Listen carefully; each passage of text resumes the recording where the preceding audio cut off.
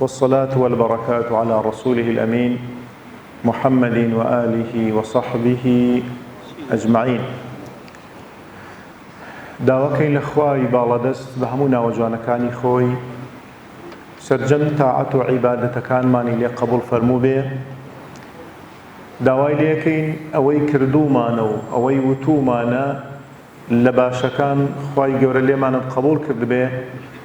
ئەوەی کە وتومانە و کردومانە و بینیومانە لە خراپەکان داوا لێکەین عەفومان کەی و چاوپۆشیمان لێ بفەرمووی. ئازیزانم خۆشەویستانم، پێم خۆشە ئەگەر تەمەن باقی بێ لە چەند کەلیماتێکی چەند ڕۆژەدا لە خزمەتانە باسێک لە چەند ئەحکامێکی پێویست بکەین. دیارە ئەو شتانەی کە زۆرتر ئینسان لەگەڵی ئەژی، زۆرتر پیادەیەکات، زۆرتر ممارەسەیەکات لە ژیانی ڕۆژانە، زۆرتر پێویستە بیری بهێنرێتەوە کە چۆن مامەڵەی لەگەڵا بکات دروستە، چۆن مامەڵەی لەگەڵا نەکات دروست نییە بە شێوەیەکەی تر. لە سەروی هەموو ئەمانەوە ئێمە تێبینی ئەوەکەین هەرچیە کە خوای باڵادەست جەلە جەلالوه ئەحکامی بۆ تەرتیب کردبێ،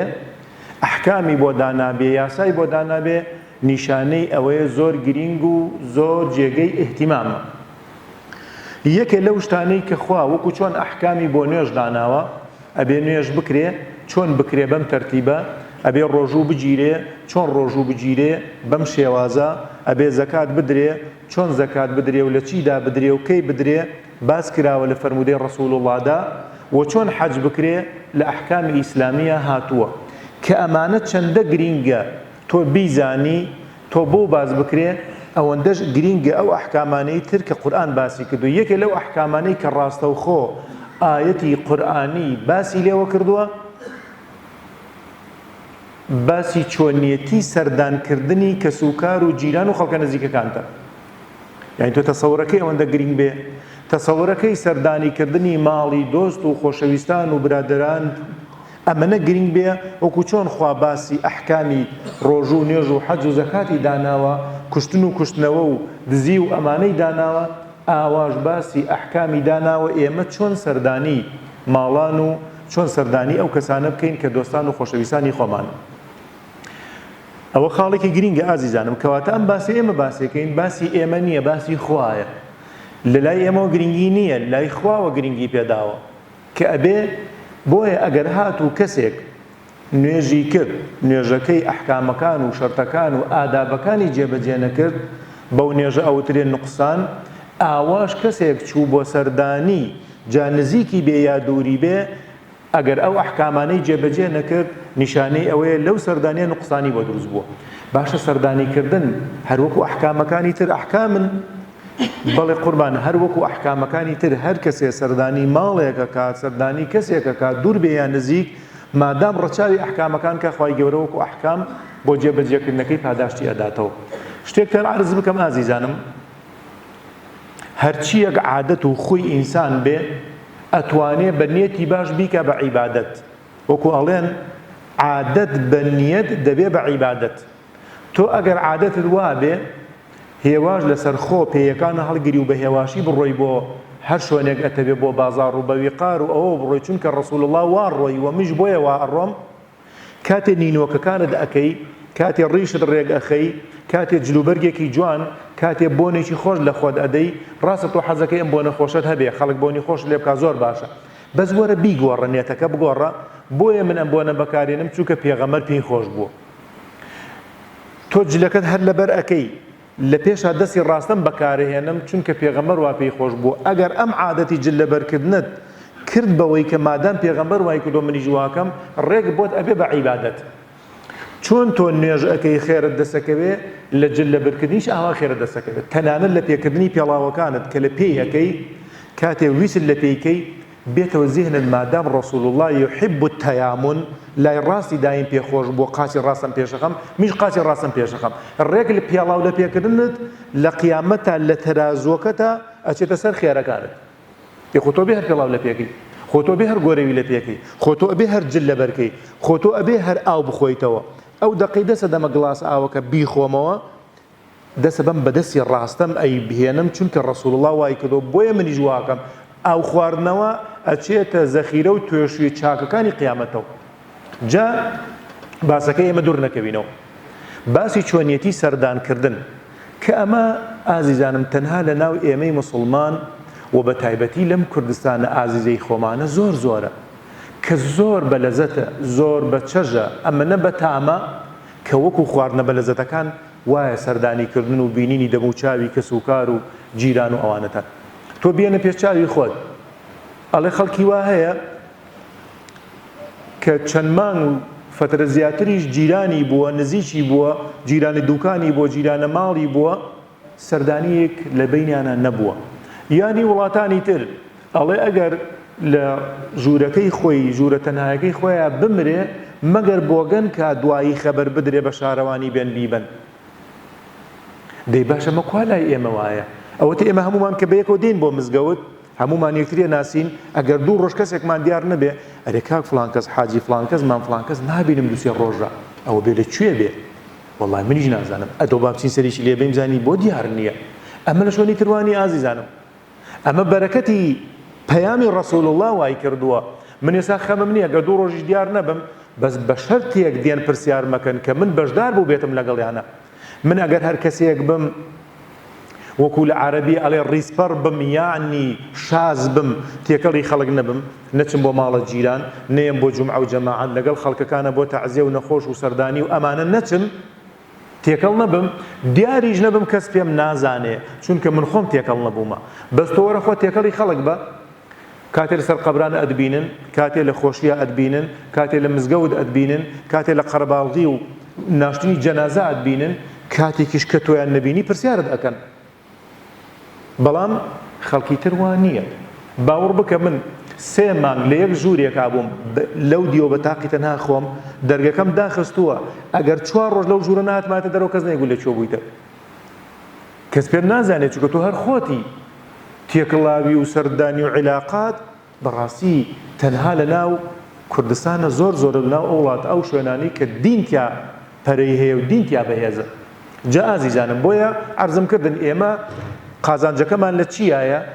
عادەتەکانی خۆشمان کە ناتوانین نەیکەین ئەتوانی بیکەین بە عیبادەت. یەکێک لەوانە ئەم سەردانانە کە پێداویستیەک و حاجەتێکی ڕۆژانەیە. هەها ئەڵێ ئەم شتە ئەکڕم، کابرا چێ بۆ بازار پلایسێ لەگەڵ خۆیان هێنێتەوە، ئەچێ دەڕەفیزێکە کڕێ، ئەچێ چوزانم دووسێ بزماری شەهێنێ، چەکوشێکە هێنێمە بۆ چی کڕی؟ ئیشتان پێ ئەڵێن وەڵامە حاجەی ماڵە، با لە ماڵەوە بێ ئیلا لە دەقیقێکا پێویستیم پێ بێ، پێوترێ حاجەی ماڵ، ئەمیش پێوترێ حاجەی ڕۆژانە، حاجەی ژیان سەردانیکردنە. جا ئەم سەردانیکردنە خوای باڵادەست وەکو چۆن عەرزم کردن ئەحکامەکانی تر باسی نوێژی کردووە، باسی ڕۆژی کردووە، ئاواش باسی نوێژی کردووە و باسی سەردانیشی کردووە. فەرمێتی یا ئەیوهە الەذینە ئامەنوا لا تدخلوا بيوتا غير بيوتكم، ئێوە مەچنە ماڵێک کە ئەم ماڵە ماڵی خۆتان نەبێ ئیلا بەم شەرت و مەرجانە نەبێ. جا ئەگەر خواتەمەند باقیدا چەند مەرج و شەرتێک باسەکەین ئێمە چۆن بچین بۆ سەردانیەکانمان. تەنانەت یەکێک لە هۆکاری خۆشویستنی ئینسانەکان هەلەوسا باسمان کرد، ئەگەر کەسێک تێکەڵ نەبێ لەگەڵت، کەسێک زۆر سەردانی نەکا، زۆریشت خۆش ناوێ، کەواتە سەردانیکردن یەکێکە لە هۆکاری خۆشویستن. بۆیە خوای باڵادەست لە فەرمودەیەکی قودسییا فەرمێ وەجەبەت، یعنی چی وەجەبەت؟ خوا لەسەر خۆی پێویستێکات. ئێمە هیچ ئەرکێکمان بەسەر خواوە هەیە شت لەسەر خۆی پێویست کا بۆ ئێمەی عەبد؟ خوا ئاگادارە دوێنێ لە فەرمودەیەکا بینیم ئەمەنە شەرمەزار بووم لە بەرامبەر خوا. خوای باڵادەست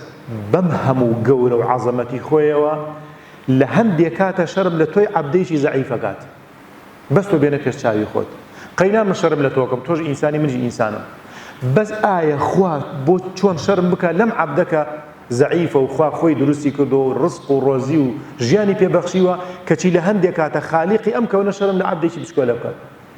هەچەند لە باسەکەمان نییە، بەڵام بۆی تێبگەن کە خوا بۆچی تۆی خۆشەوێ، لە پێناوی چی تۆی خۆشەوێ. ئەفەرمێ هەر کاتێک بەندێک لە بەندەکانی خۆی ئاوا دەستی بەرزەوە کرد بۆ ئاسمان و داوایەکی لە خوا کرد، خوای گەورە خۆی ئەفەرمێ من شەرم ئەکەم داواکەی بۆ جێبەجێ نەکەم. سبحان الله، تۆ بیستوتە خوا شەرم لە عەبد بکە؟ بیستوتە شەرم لە بەندەیە بکات کە بەبێ خوا ناتوانێ هەنگاوێک بنێ ئەلێرەشدا مەبەستمان خوا لەسەر خۆی واجب کردووە کە کەسێکی خۆش بوێ چێ ئەو کەسە خوا پێویستی کردووە من تۆ حەز ناکەی خوا خۆشتی بێ بێگومان حەزەکەم چی کاتێک خوا تۆی خۆشەوێ نەک هەر وەکو سنەت خوا فەرمیەتی وەجەبەت محەبەتی للمتحابین فیە واجبە لەسرم من کەسێکم خۆش بوێ کە ئەویش لەبەر خوا کەسێکی تری خۆشەوێ یعنی ئەگەر تۆ ئێستا لەم مەجلیسە فڵان کەست خۆشەوێ لەبەر ئەوەی کە ئەهلی دینە و خوای خۆشەوێ بۆیە منیش خۆشمەوێ خوا فەرمێ واجب بێ لەسرم کە منیش تۆم خۆش بێ دڵنیا بن هەر کەسێک خوا خۆشی ویست بە ئاگر نایسووتێنێ ئێوە دڵنیان لەوەی کە تۆ قەت ئەتوانی کوڕەکەی خۆت فڕە دەیتە ئاگرەوە قەت تۆ تەسبیحەکەی خۆت فڕێ دەیتە ناو زێرابێکەوە قەت موبایلەکەی خۆت فڕێ دەی چونکە خۆشم ئەوێ چونکە هەر کەسێک کەسێکی خۆشویست عەزێتی نادا ئەبێ ئێمە کارێ بکەین تا خوا خۆشمانی بێ بۆی لە قیامەت عەزێت نەخۆین ئەفەرمێ من ئەو کەسم خۆش ئەوێ واجبە لەسەرشم خۆش بووە چونکە ئەو کەسێکی خۆشەوێ کە منی خۆشەوێ بۆیە لێرەدا ئێمە هەوڵە دەین ئەو کەسانەمان خۆش بێ کە خوایان خۆشویستووە بۆی خوش ئێمەی خۆش بوێ لە قیامەتیشا و لە دنیاشا خوا عەزێتی کەسێک نادا کە خۆشی بوێ ئەو طبیعەتی ئێمەش وایە وجبت محبتي للمتحابين فيا والمتزاورين فيا ئەگەر کاتێک چۆچی بۆ سەردانی ماڵی فڵان کەس لەبەرەوەی کە ئەلحەمدوللا کەسێکی باشن و لێ قەوماون و منیش خۆشیانم ئەوێ و ئەوانیش خۆیان خۆشەوێ خوا فەرمێ واجبە منیش تۆم خۆش بێ بێگومان خوا تۆی خۆش ویست حەچی فریشتە لەم بوونەوەرە هەیە لە دەستی خوایان جگە لە ئێمەش خوا فەرمێ عەبدەکانی من ئێوە فڵان کەستان خۆش بێ چکە منیش خوام ئەویشم خۆشەوێت بە هەمومانەوە هەچی مەلەکوتی ئەرز و ئاسمان هەیە تۆیان خۆشەوێ ئیتر هەندێک خەڵک تۆی خۆش ناوێت کەیفی خۆیەتی هیچ زەرەرێک لێ نادا خەمن نەبێ لەبەرەوەی کە زۆر لەگەڵ تەبیعەتی ئەوانی لەبەرەوەی نازانم شتێکن نییە لەگەڵ ئەوە بۆیە تۆی خۆش ناوێت بە هەر خۆشتی نەوێ من خوا منی خۆشەوێ فریشتەی ئاسمان منی خۆشەوێ ئیتر خەڵک خۆشمی ناوێت کەیفی خۆیەتی بە دڵنیایە ئەوانیش تۆیان خۆشەوێ ئەو کاتە بۆیە یەکێک لە هۆکار و وەسائیلی ڕەبط و خۆشەویستەکانی ئێمە ئەم سەردانیانەیە کە ئێمە باسیەکەین بۆیە پێغەمبەری خوا فەرمێکا کە ئێوە ئەزانن ئینسانەکان موسڵمانەکان ئێوە وەکو چیوان ئێوە وەکو یەک لاشەوان كمثل الجسد الواحد إذا اشتكى عضو منه تداعى له سائر الجسد بالسهر والحمى ئێستا من ئەگەر نینۆکێکی پەنجەم ئازاری بێ دڵم دێشێ پەنجەتوتەم ئازاری بێ دڵم ئازاری هەیە ئەفەرمێ ئێوە هەمووتان وەکو یەک لاشەوان کە وەکو یەک لاشەوان ئەبێ خزمەت بە یەکتری بکەن یەکێ لەو شتانەی کە خزمەتە سەردانیکردنە بەڵام بە چەند شەرتێک ئەبێ ئەو شەرتانە بیزانین یەکێک لەم شتانەی کە ئەمانەیە باسی کەن ئازیزانم ئێستا وەسائیلی پێشکەوتوو هۆکاری پێشکەوتوو هەیە ئێمە چۆن سەردانەکانمان ڕێک بخەین کە ئێستا هەندێکی باسەکەین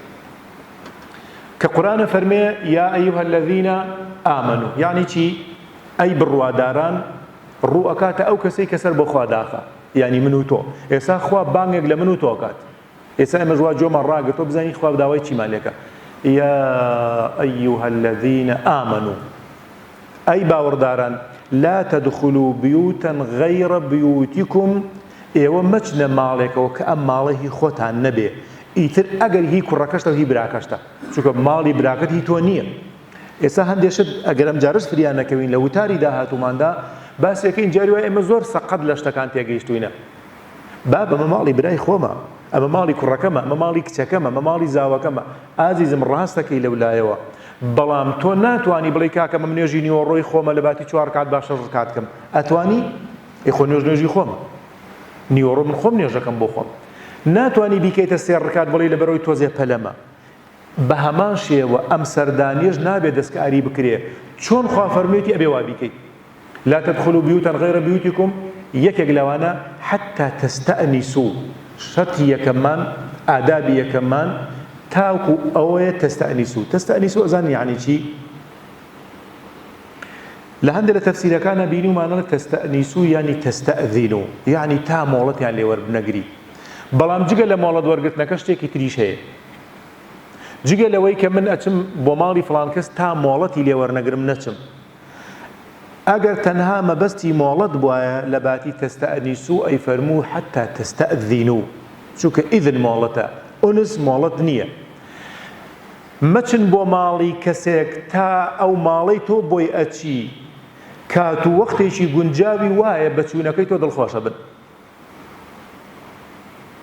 ئێستا جاری وایە لە کاتی ئیمتیحانی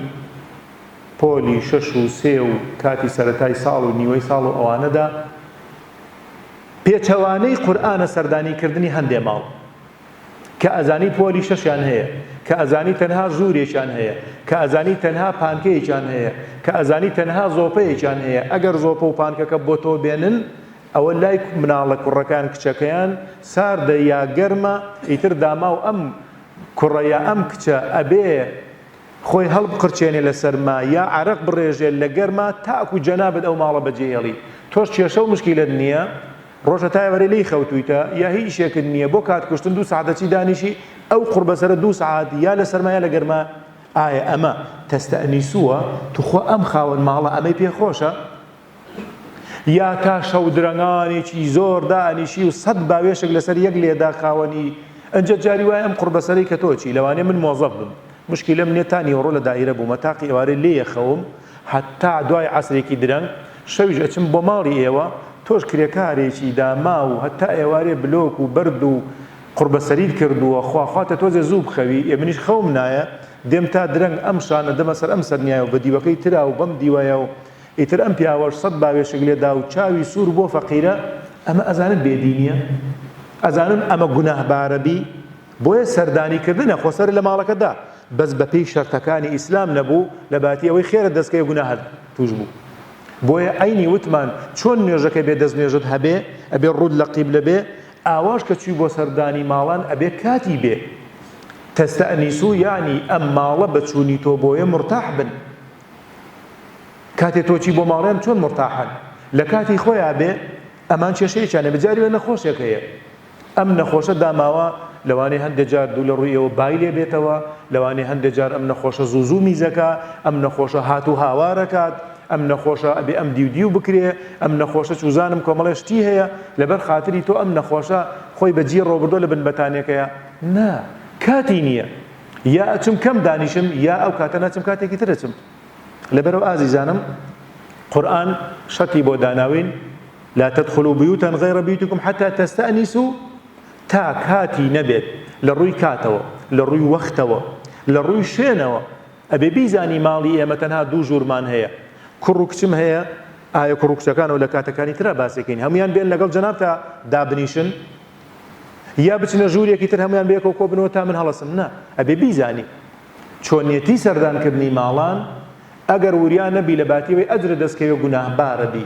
جا من چیم دەستکەوت لە باتیەوەی ئەجرە دەستکەوێ گوناهبار بم ئینشاءالله لە باسەکانی ترمانە ئەو خاڵانە باسەکەین بەس تکایە وەکو چۆن گرنگی ئەدەی بەنوێش ئاوا گرنگیشە بێ بدەی بە سەردانی سەردانیکردن یەکێکە لەو ئەحکامانەی کە خوا باسی کردووە بە گەورەی خۆی ڕەسوول الله دەیان فەرموودەی لەبارەوە باس کردووە بۆیە ئەبێ ئێمە وەکو خوا فەرموویەتی بیکەین وەکو پێغەمبەرجان کردوەتی و بیکەین و فەرموویەتی تاوەکو خێرمان دەستکەوێ تاوەکو سۆز و عەتف و ڕێز و احترام لە نێوانمانە زیاد بێ ئینشاءالله لە باسەکانی ترمانە کۆمەڵی ئادابەمە یەک ئادابێکمان باس کرد ئەویش ئەوەیە کە چوون بۆ ماڵەکە کاتی بێت پێیان خۆش بێ بچی بۆ ئەویانە خوای گەورە ئیسلاحی حاڵمان بکات خوای گەورە بە گەورەی خۆی کاتەکانمان پڕپیت و بەرەکەت بکات ئەوەی ئەیکەین و ئەیڵێن بە عیبادەت لێمان قبوڵ کات خوای ئەوەی کە گوناهە لەسەرمانی هەڵبگری خوای تاعاتەکانمان لێ قبوڵکەی دوعاکانمان وەربگری شیفای نەخۆشەکانمان بۆ بنێری مناڵەکانمان ساڵحکەی پیر و بەتەمەنەکانمان ئاخر خێر بکەی ئەم وڵاتەمان پڕپیت و بەرەکەتکەی لە چاو و دەست و دەم و قەڵەمی بێگانە بیپارێزی آمین آمین وصلى الله وبارك على محمد وآله وصحبه أجمعين السلام عليكم ورحمة الله وبركاته